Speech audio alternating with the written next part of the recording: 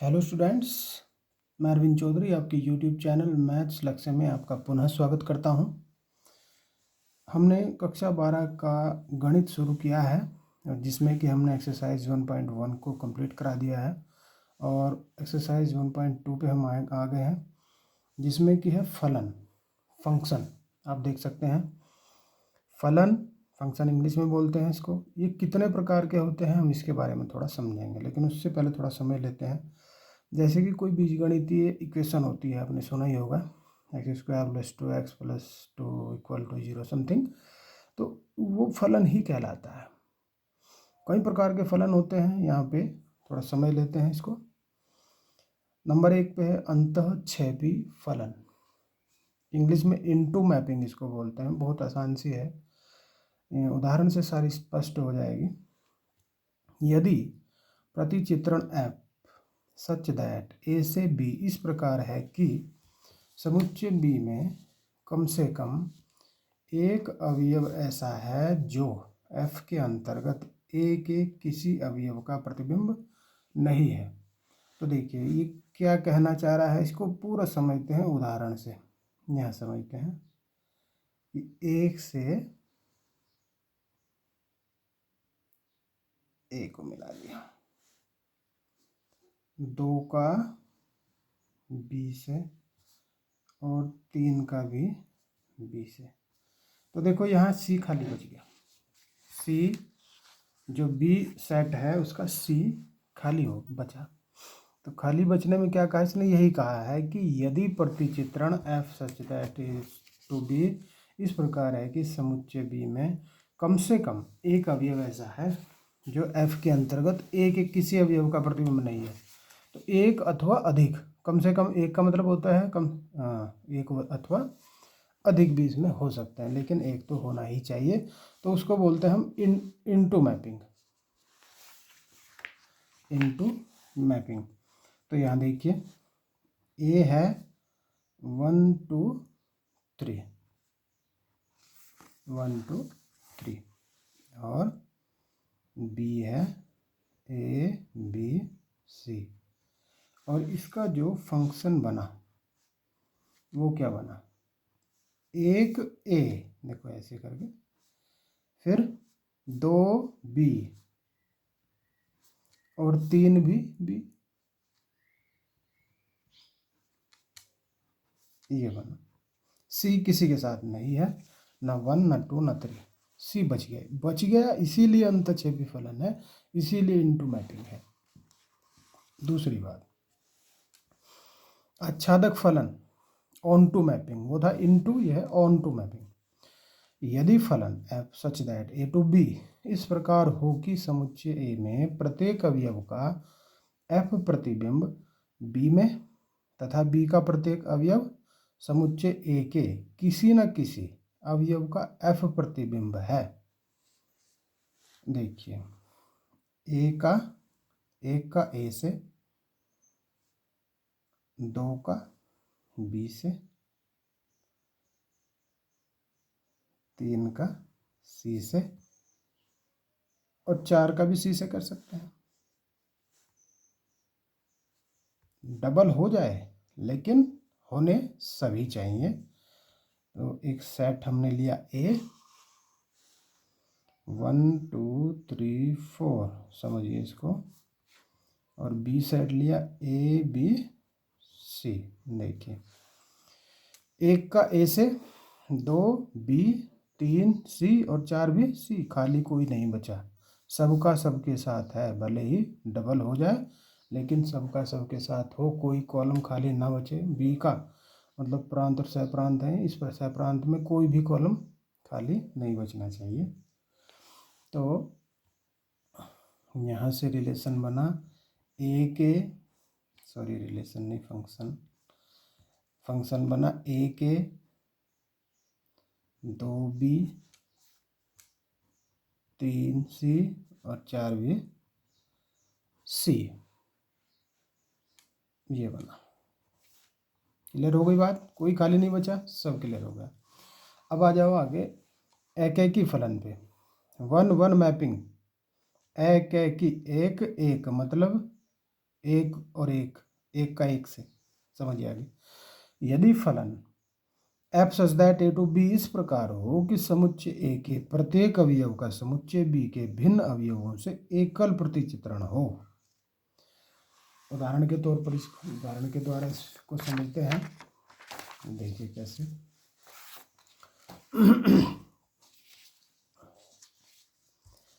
X Y Z लिया हमने ए में और बी में लिया, ए में एक्स वाई जेड और बी में लिया 1 2 3 4। तो यहाँ से फंक्शन क्या बने, ये देखो।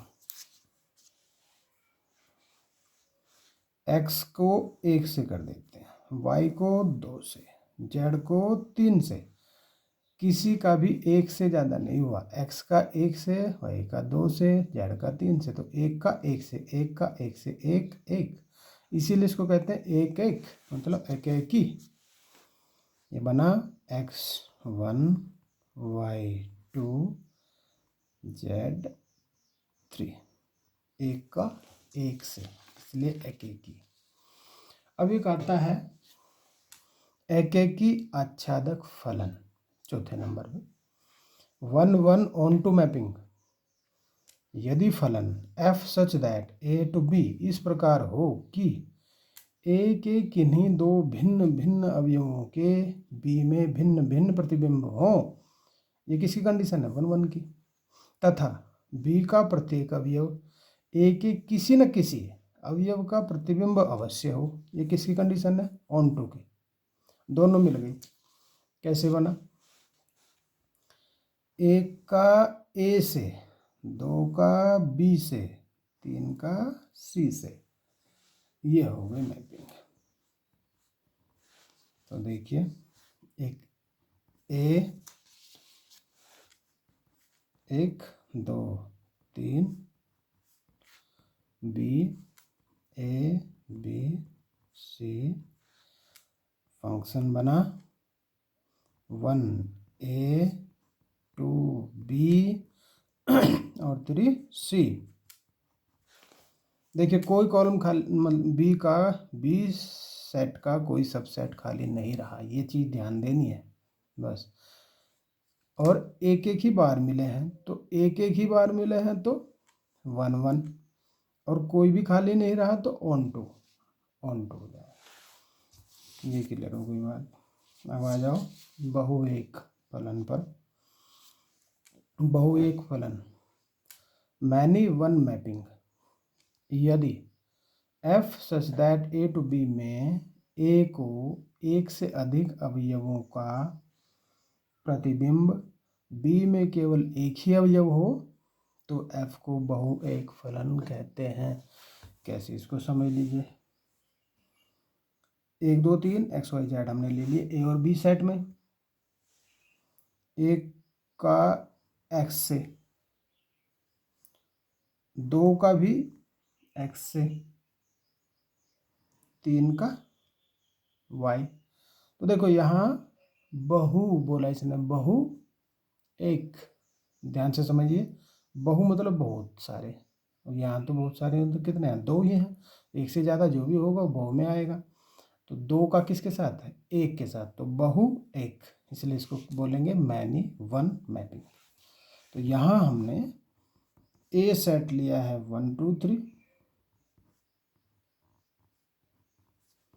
बी लिया है एक्स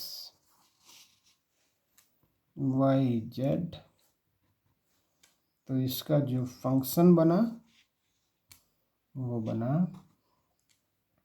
1 एक्स, 2 भी एक्स और 3 वाई, जेड खाली रह गया। तो इससे जेड से हमको मतलब नहीं था, हमें तो बस ये देखना था कि बहु एक फलन। इसके और भी बहुत सारे बन सकते हैं, लेकिन अभी इन्हीं 5 को हम देख लेंगे, क्योंकि हमारे कोर्स में और इससे ज़्यादा हैं भी नहीं। तो जितना हमारे कोर्स में फ़िलहाल 12th के, उतने को ही हम देखेंगे।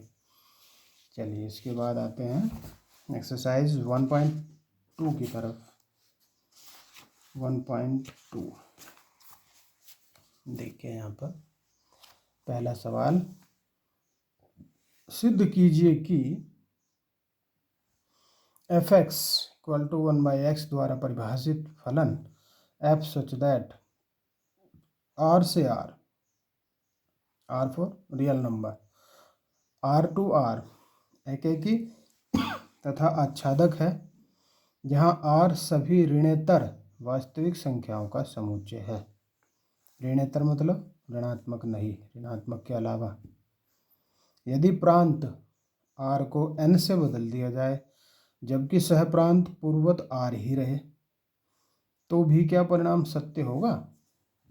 देखो इसको एक बार थोड़ा सा शुरू करते हैं। चलिए, एक्सरसाइज 1.2 क्वेश्चन नंबर 1। देखो यहाँ पे फंक्शन ऑफ x दिया है 1/x। तो यदि हम इसमें फंक्शन ऑफ x1 और फंक्शन ऑफ x2 को बराबर रख दें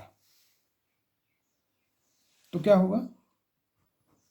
x1 x की जगह x1 रख देंगे, फिर इसी प्रकार से जहाँ x था वहाँ x2 रख देंगे। इस बार दोनों को बराबर रख, तिरछी गुणा कर ली, x2 की एक में x2 बराबर x1। x2 और x1 दोनों जब बराबर आ जाएं, इस कंडीशन में प्रांत के प्रत्येक अवयव का एक ही प्रतिबिंब है। इसका मतलब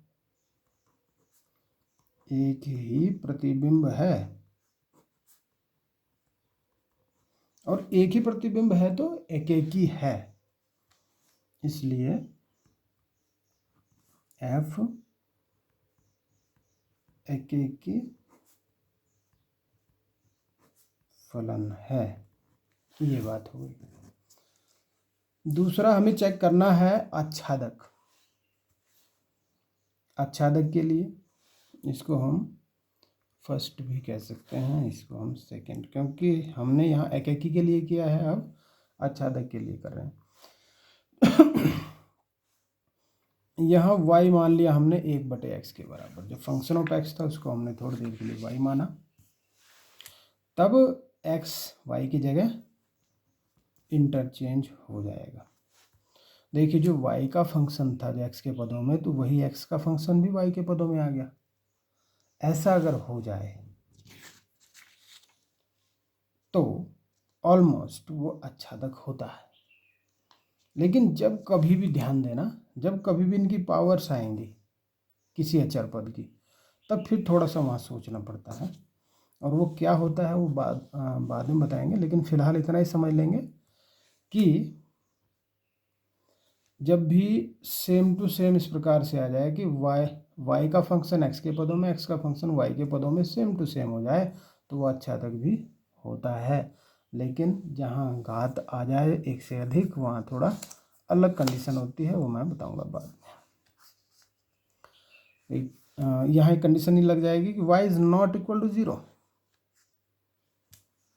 इसलिए f आच्छादक फलन है। ओके, अब आ जाते हैं बी पर। दूसरी बात भी बोली है उसने। पहले था function such that R to R, लेकिन इस बार R को n से कन्वर्ट कर दिया। अब क्या कर दिया इसने? n to R कर दिया, क्योंकि सहप्रांत तो R ही रहेगा, लेकिन प्रांत n हो जाएगा। वहाँ तो R था, वहाँ यहाँ पर देखिए function of x1 function of x2 के बराबर, उसी प्रकार से बिल्कुल सेम हो जाएगा ये तो। x1 यहाँ से x2 के बराबर, और जब ऐसा आया है तो क्या होना चाहिए? दोनों ही ये बिलोंग करते हैं नेचुरल नंबर से, इसलिए f एकेकी है। ठीक हो गया। अब सेकंड चेक करते हैं इसमें क्या आच्छादक भी है। आच्छादक को चेक करते हैं।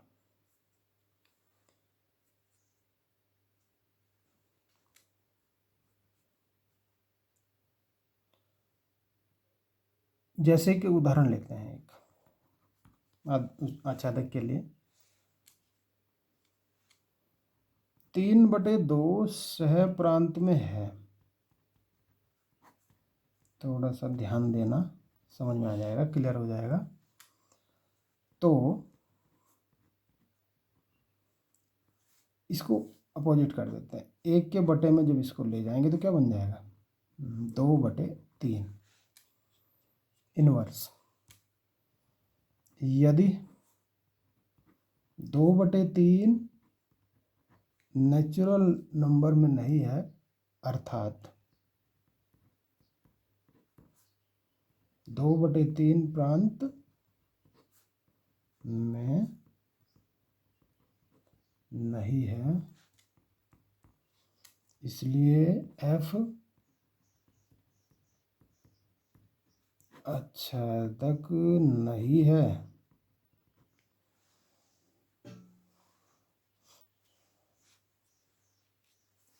इस प्रकार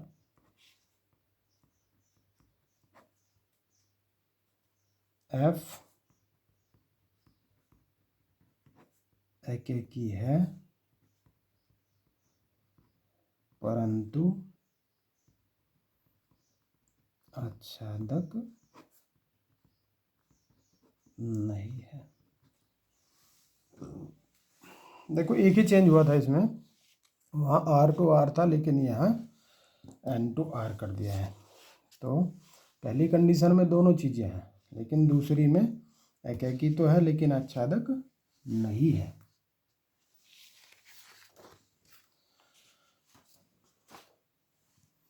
ठीक है फ्रेंड्स, अब इसके बाद शुरू में छोटी छोटी वीडियो ही मैं बना रहा हूँ, और थोड़ा कॉन्सेप्ट क्लियर यदि हो जाता है तो चैप्टर भी समझ में पूरा आ जाता है। और यदि हम चैप्टर तो पूरा कर दें लेकिन कॉन्सेप्ट क्लियर ना हो तो फिर चैप्टर पूरा करने का कोई लाभ नहीं होता। ओके, तो अगले वीडियो में मिलते हैं। Thank you.